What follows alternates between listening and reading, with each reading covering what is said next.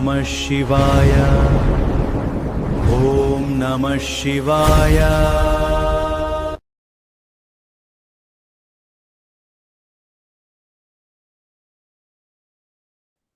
பன்னெண்டுக்குரியவன் 9க்குரியவன் புத்தியில் 10க்குரியவன் திசையில். 9 10 10 9 அப்படி போட்டுக்கங்க. ஒரு ராஜயோகம் உண்டு. 9க்குரிய திசையில் 10க்குரியவன் புத்தியில், அல்லது 9 நிற்பவன் திசையில் 10க்குரியவன் புத்தியில். அதுதான் இப்ப நடிகர் விஜய்க்கு நடந்திருக்கு. இப்ப நடந்தது என்னது? 9க்குரியவன் திசையில் 10க்குரியவன் புத்தியில் ஒரு ராஜ பதவி தருவேன். இது ஜோதிட சூத்திரமே இருக்கு. கொடுத்துருச்சா? எல்லாத்துக்கும் கொடுக்குமா? ரெண்டுமே வலிமையா இருக்கணும். அவருக்கு ரெண்டுமே வலிமையா இருக்கணும். சுக்கிர ஆட்சி, சுக்கிர திசை நடந்துகிட்டு இருக்கு. 9ஆம் இடம். 9ஆம் இடம் என்பது பாக்கியாதிபதி. பாக்கியாதிபதி திசையில் கர்மாதிபதி புத்தியில் ஒரு பதவி உண்டு. எழுதிக்கங்க. 9க்குரியவன் திசை 10க்குரியவன் புத்தி, அல்லது 10க்குரியவன் திசை 9க்குரியவன் புத்தி, அல்லது 9 நிற்பவன் திசை, அல்லது 10 நிற்பவன் திசை. இது யோகத்தை கொடுக்கும். அதுக்கடுத்து 12க்கு உரியவன் திசையில் 12 நிற்பவன் திசை, 6 நிற்பவன் புத்தி, அல்லது 6 நிற்பவன் திசை 12. 6 12 போட்டுக்குங்க. நிற்பவன், நிக்கக்கூடியவன் திசையில் ஒரு திடீர் ராஜயோகம் உண்டு. இதெல்லாம் நீங்க மைண்ட்ல வச்சு உங்க ஜாதகத்தை பாருங்க, கரெக்டா வரும். விடை கரெக்டா வரும். இப்ப நம்ம கிரகத்தினுடைய அமைப்பெல்லாம் பார்த்துட்டோம். ஓரளவுக்கு ப்ரிடிக்ஷன் நீங்க கேளுங்க கேளுங்கயா.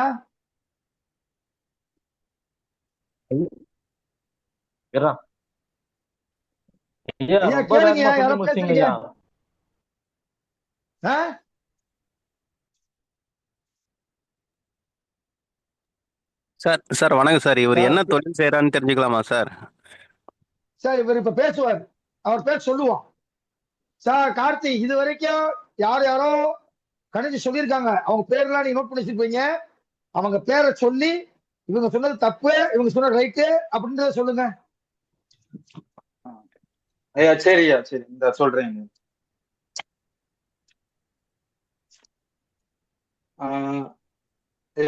வணக்கம் ஐயா, எல்லாருக்கும் வணக்கம்.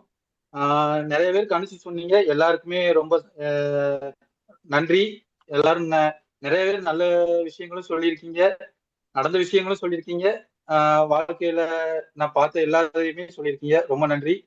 அது மாதிரி இந்த நித்யா மேடம் அவங்க சொல்லியிருந்தாங்க ஆயுள் தீர்க்கம், அது மாதிரி காதல் திருமணம் சொல்லியிருந்தாங்க. ஏன் இது காதல் திருமணம் இல்ல, அது ஒரு தவறான.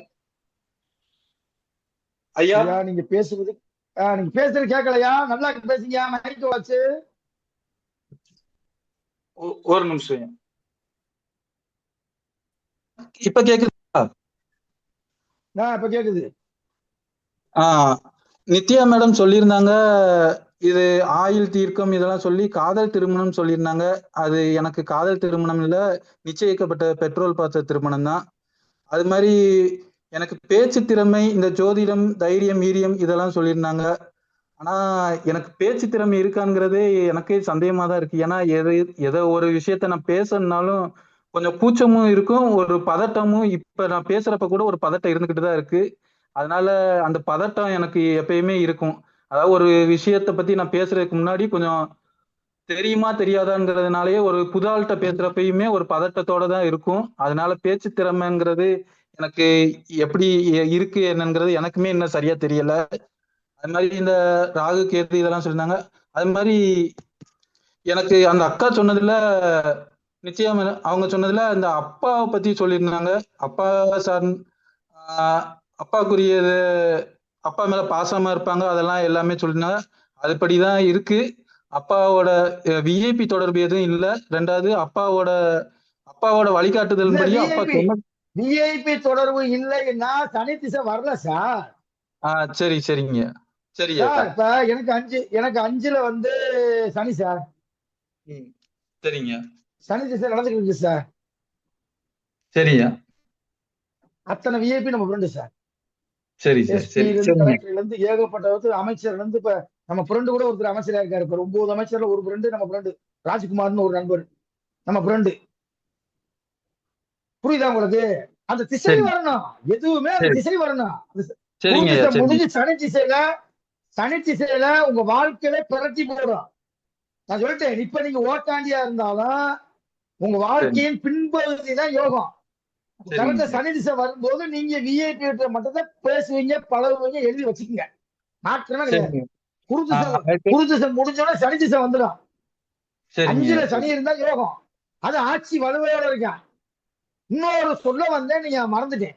1, 5, 9 ரெண்டுமே டாப்ல இருக்கு சார். நல்லா பாருங்க சார். 1 அப்படி இருக்கு, 5 ஆட்சி, 9 ஆட்சி. 1, 5, 9 3 வளர்த்துச்சுன்னா அவர் ராஜாவா இருக்கான். இப்ப நீங்க என்ன நினைக்கிறீங்க? இப்ப நான் வாழலையேன்றீங்க. ஏன்னா இப்ப உங்களுக்கு திசை வரல. அதுபோல சரி. கால சர்ப்ப தோஷமே இருக்கு. சரிங்க புரியுதா? ஐயா. இப்ப இப்ப என்ன வயசு? எனக்கு இப்ப 36 வயசு ஆகுதுயா. 36னா இறைவன் வந்து ஒரு 80 வயசுன்னு வச்சுக்கோங்க. உங்களுக்கு ஒரே நாள் நைட்ல உபமாக்கிடுவார். பின்யோகம் தான் உண்டு. இந்த சரிங்க ஐயா. மண்ணுக்குள் போறதுக்குள்ளேய மிகச்சிறந்த ஒரு விஐபி தொடர்பு. பல யோகங்கள் இருக்கு, பல யோகங்கள். எல்லாமே பின்யோகம் தான், முன்யோகம் கிடையாது. சொல்லுங்க சொல்லுங்க, சரிங்க. அதை சொல்லுங்க. அதுக்கடுத்து அந்த இவருக்கு கால திருமணம் இல்லைன்றது எப்படி இருக்குன்னு எப்படி சொன்னீங்க? 5க்குரிய சனி, 7க்குரிய குரு, 9க்குரிய சுக்கிரன். 5, 7, 9 சம்பந்தப்படணும். பட்டாச்சா காதல் திருமணம் பண்ணுவாரு. 5, 7, 9 சம்பந்தப்படலையே. எங்க படுது? சனி வந்து 5, 7க்குரிய யாரு? குரு, 9க்குரிய சுக்கிரன். ஒண்ணு தொடர்பு வரலையே. அப்ப அவர் காதல் திருமணம் இல்ல. அது மாதிரி இந்த சொல்லுங்க சொல்லுங்க. கடன், அவமானம், செல்வம் இதெல்லாம் அவமானங்கள் நிறைய நடக்கத்தான் செய்யுது. கடன் வந்து இருக்கத்தான் ஐயா செய்யுது. அது இல்ல போக இப்ப அப்பா இப்ப இப்ப சொல்லுங்க. ராகு திசையில சூரிய புத்தி நடக்குது. 6ஆம் இடத்துல இருக்கிறதுனால இப்ப கடன் வாங்குற சூழ்நிலை, வழக்கு வம்பு, இந்த 3ல ஒண்ணு. இப்ப இப்ப கடன் வாங்கியிருக்கேன் ஐயா. கடன் வாங்கியிருக்கேன். பேங்க் லோன் எவ்வளவு கட்டிக்கிட்டு ரூபா? இருக்கேங்க. 1,00,000 ரூபாயா? இல்ல சூரிய புத்தியில வாங்களா? ஆமாய்யா. இப்பதான் சமீபத்துலதான் கடன் வாங்கியிருக்கேன். பாத்தீங்களா? வந்துருச்சு பாத்தீங்களா? ஆ, அப்ப திசானாக்கும் புத்தி 6ஆம் இடமா இருக்கிறதுனால அவர் கடை வாங்கினாரு. சரி. 8ஆம் இடமா இருந்துச்சுன்னு வச்சுக்கோங்க. அந்த இது வந்து இந்த சூரியன் வந்து 8ல இருக்குன்னு வச்சுக்கோங்க. திசான ராகுக்கு 8ல இருக்குன்னா இவர் ஒரு கண்டத்தை பார்த்திருப்பார். அப்ப 6ஆம் இடம் என்பது 3 விஷயத்துல ஏதாவது ஒண்ணு செய்யும். அதுவும் இங்க சூரியன் எப்படி இருக்கு? இது என்ன விட? பகை விட நல்ல விடா. நட்பு வீட்டுல இருக்கிறதுனால ஓரளவு விட்டுச்சு. ஏற்கனவே ராகுக்கும் சூரியனுக்கும் ஆகுமா? ஆகாது. ஆகவே ஆகாது. பகை பெற்று கிடக்கும். நல்ல வேளைக்கு இங்க சூரியன் நட்பு வீட்டுல இருக்கிறதுனால இவரை ஓரளவுக்கு கடை வாங்கி விட்டுருச்சு. இதே இது பகை வீட்டிலேயோ சூரியன் நீச்சமாக இருந்தாலோ, நல்லா கவனிச்சுங்க. சூரியன் நீச்சமா இருந்து இதே மாதிரி 6ஆம் இடமா வந்துருந்துச்சுன்னா வச்சு செஞ்சிருக்கும். புரியுதா உங்களுக்கு? பயங்கர டேமேஜ் ஆயிருக்கும். ஹெவியான கடை திருப்பி அடைக்க முடியாத அளவுக்கு ஆயிருக்கும். அல்லது ஹெவியான மருத்துவ செலவு, அல்லது ஹெவியான வழக்கு, ஏதாவது ஒண்ணு மாட்டிருப்பாரு. அதுதான் வித்தியாசம். அதை சொல்றதுக்கே சொல்றேன் நான். இங்க தன்மை என்ன? சூரியன் நட்பு வீட்டுல இருக்கனால ஓரளவுக்கு ஒரு கடனை கொடுத்துட்டு அப்படி விலகிட்டார். ஓகே, அடுத்து. அவங்க லாஸ்டா சொல்லியிருந்தப்ப இந்த அப்பாவை பத்தி சொல்லியிருந்தாங்க. அப்பா கோயில் பணி இதெல்லாம் செய்வாங்கன்னு. அப்பா கோயில் பணி தான் செய்யறாங்க. அவங்க சாமி ஆடுவாங்க. 2வது இப்ப கோயில் வேற கெட்டிக்கிட்டு இருக்காங்க. அப்பா இந்த நண்பர்களோட சேர்ந்து கோயில் கெட்டிக்கிட்டு இருக்காங்க. ராகவேந்திரா கோயில் யார் கெட்டிக்கிட்டு யார் இருக்காங்க. யார் சொன்னது? அந்த கருத்தை யார் சொன்னது? நான் கூட கிடைக்கிறேன் சார். நித்யாக்கா சொல்லியிருந்தாங்க. அவங்களுக்கு ஒரு வார்த்தை சொல்லுங்க. உண்மையிலே நான் கூட கிடைக்கல அந்த பாயிண்ட். அவங்க எங்க இருந்து எடுத்தாலும் தெரியல எனக்கு. அந்த ரகசியத்தை கோயில் கண்டுபிடிப்போம். கோயில் தான் கெட்டிக்கிட்டு இருக்காங்க. யாருமே சொல்லாத பாயிண்ட் அவங்க சொல்லி கரெக்டான பாயிண்டா இருக்கு பாருங்க. அடுத்து. அதுக்கடுத்து எல்லாரும் பெண் குழந்தைன்னு சொல்லியிருந்தாங்க. குழந்தை எனக்கு குழந்தை வந்து பெண் குழந்தை தான்.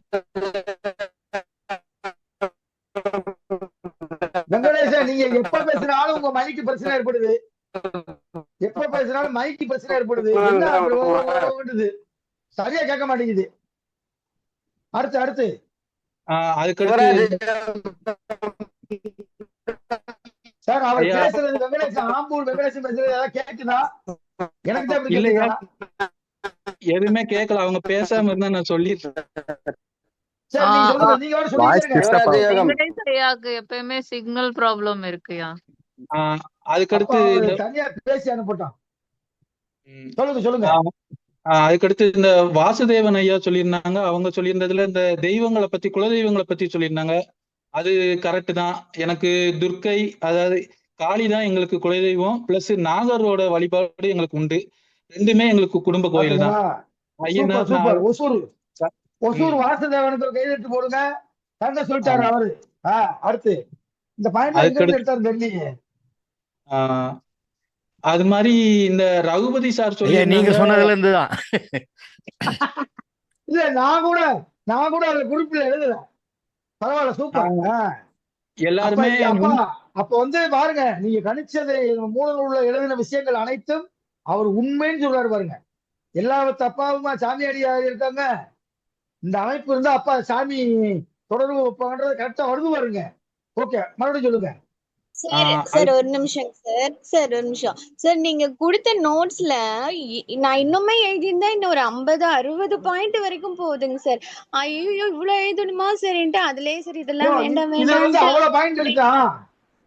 அவ்வளவு பாயிண்ட் இருக்குங்க சார். நான் தான் சரி நிறைய இருக்கு. அந்த 3 வேதங்கள்லாம் படிச்சிருப்பாங்க, இந்த காலத்துல எப்படி படிச்சிருப்பாங்க, சரி அது வேணாம் இந்த அப்படின்னு ஒரு ஜோதிடம் நானே படிக்கிறாருல, நிறைய விட்டுட்டேன். ஜோதிடம் படிக்கிறாரு, இது ஒரு வேதம். ஆ, இது போல ஆ, ஏதாவது படிப்பாரு ஃபியூச்சர்ல, மறுபடியும் படிப்பாரு. ஆ. அல்லது இன்னும் வேற ஏதாவது அது தெரிஞ்சிருப்பாரு. மாதிரி அந்த நோட்ஸ் நம்ம எழுதின நோட்ஸ்லயே அவ்வளோ விஷயம் இருந்துங்க சார். நானே கொஞ்சம் விட்டுட்டு அப்படியே எழுதினதுதாங்க சார். அதனால பரவாயில்ல, எல்லாரையுமே நீங்களே கொஞ்சம் நிறைய படிக்க பாயிண்ட் சொல்லுங்க. சொன்னீங்க. நிறைய பாயிண்ட் சொன்னீங்க. அவருக்கு நீங்க எழுதினத போல அனுப்பி வைங்க, விட மாட்டாரு உங்களை. ஏன்னா அவர் சரி. ஜாதகம்ல. அடுத்து அடுத்து அனுப்பி வைங்கக்கா. அதுக்கடுத்து இந்த ரகுபதி சார் சொல்லியிருந்தாங்க, பெண் குழந்தை இதெல்லாம் சொல்லிட்டு எல்லாருமே அரசு வேலை சொல்லியிருந்தீங்க. நான் அரசு வேலையெல்லாம் இல்ல, பிரைவேட்ல தான் வேலை பார்க்கேன். ஆனா அரசு வேலைக்கு காலேஜ் முடிச்ச உடனே படிச்சேன். இல்ல நான் சார், உங்களுக்கு திசாபுத்தி நடைமுறைக்கு வரணும். இப்போதைக்கு உங்களுக்கு செவ்வாய் திசை வந்துச்சுனாக்கா நீங்க உறுதியா அரசு வேலை. ஆ, செவ்வாய்க்கு 4ஆம் இடத்திலேயோ 5ஆம் இடத்திலேயோ குருவோ புதனோ இருந்தால் அவன் அரசு வேலைக்கு போவேன். ஆனா உங்களுக்கு செவ்வாய் திசை முடிஞ்சு போச்சு. சரிங்க. புரியுதா? அதனால கிடைக்கல. ஆனா செவ்வாய் சாரம் வாங்கின திசை வந்தாலும் நீ அரசு பணிக்கு போவீங்க. அந்த அமைப்பு ஆ, இருந்தா மட்டும் போதாது. அந்த அமைப்பு சரிங்க இருந்தா மட்டும் போதாது.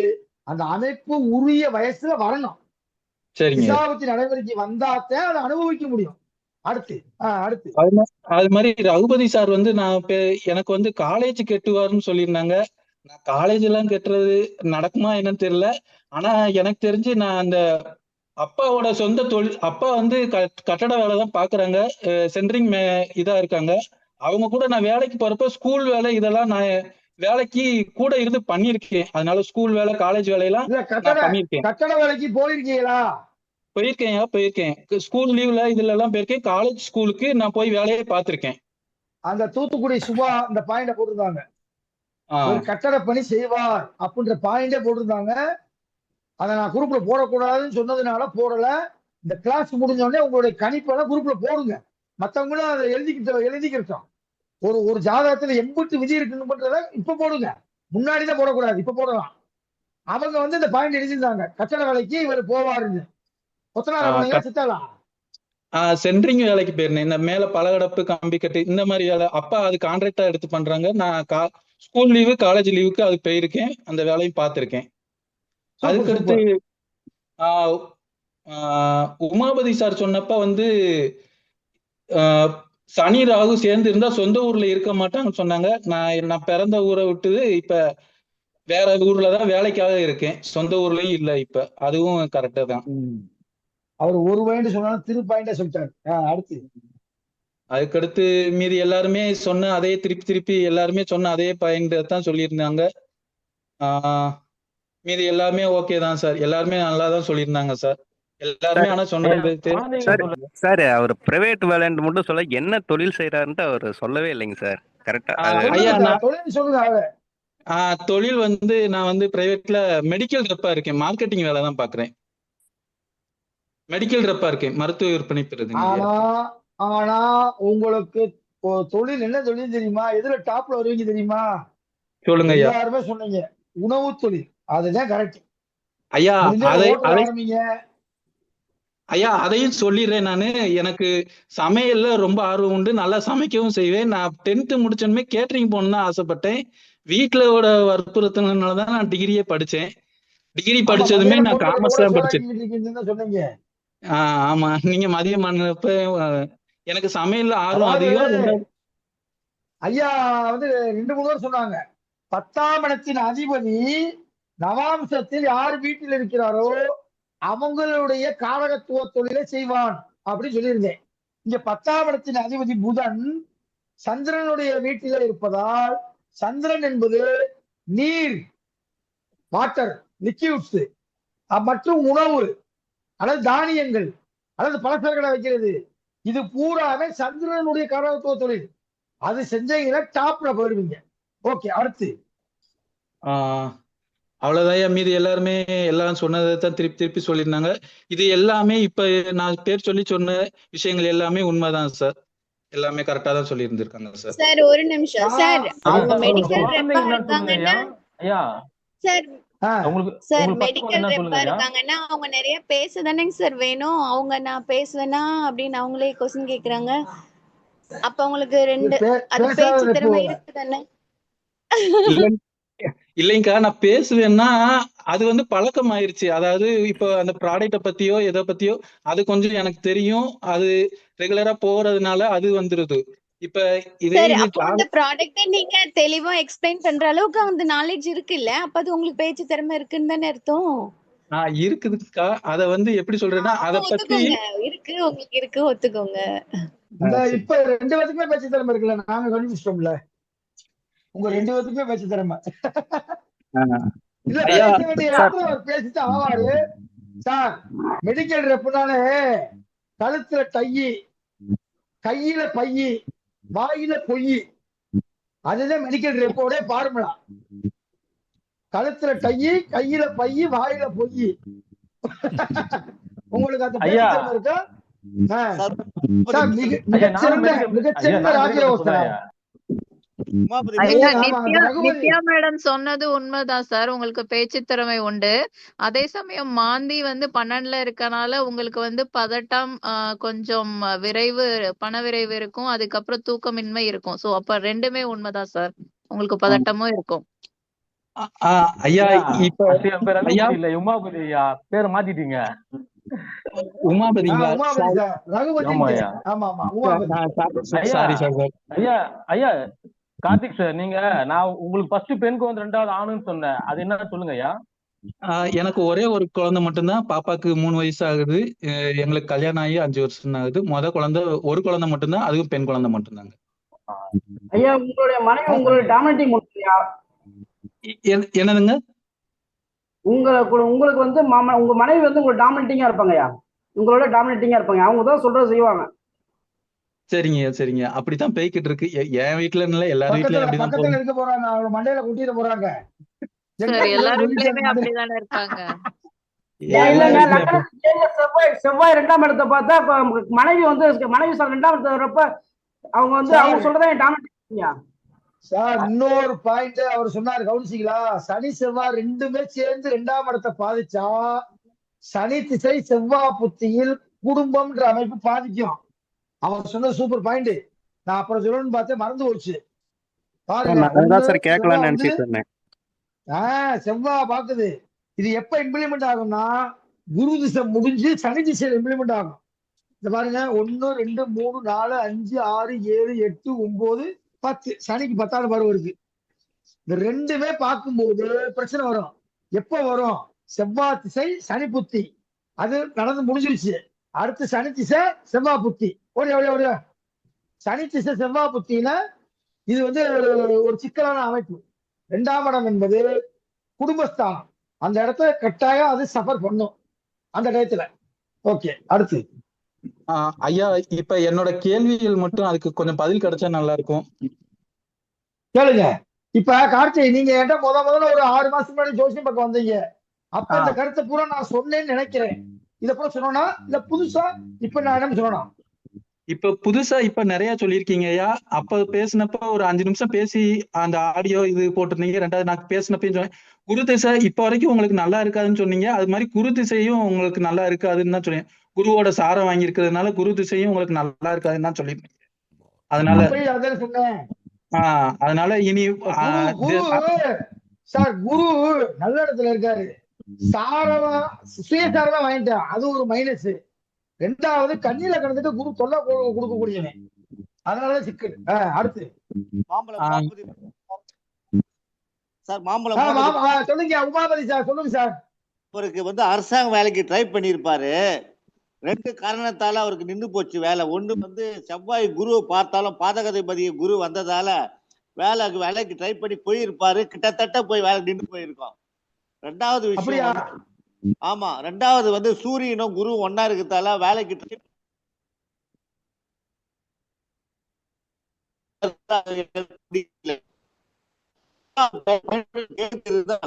மார்க்கெட் வேலைக்கு போவாங்க. அதனாலதான் ஒரு மார்க்கெட்டிங் ரெப்ரசன்டேட்டிவ் போறாரு மெடிக்கல்ல.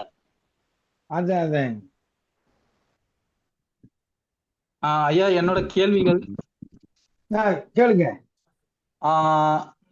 எல்லாருமே நான் கேட்க நினைச்சதை சொல்லிட்டீங்க. எனக்கு குடும்ப வாழ்க்கை எப்படி இருக்கும், அடுத்த திசை எப்படி இருக்கும், அடுத்த எதிர்கால வாழ்க்கை எப்படி இருக்குன்னு எல்லாமே கொஞ்சம் ஓரளவு ஓகே தான். அம்மா அப்பாவோட உடல்நலம் எப்படி இருக்கும்யா? அம்மா அப்பா இப்ப சூரிய திசை முடிஞ்சிருச்சு, பிறந்தப்பே சூரிய திசை முடிஞ்சிருச்சு.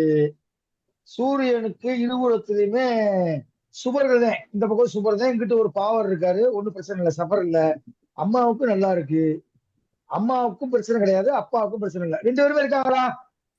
இருக்காங்க ஐயா. 2 பேருக்கும் பிரச்சனை இல்லை. ஏன்னா சூரியன் என்பது அப்பா. சூரியனுக்கு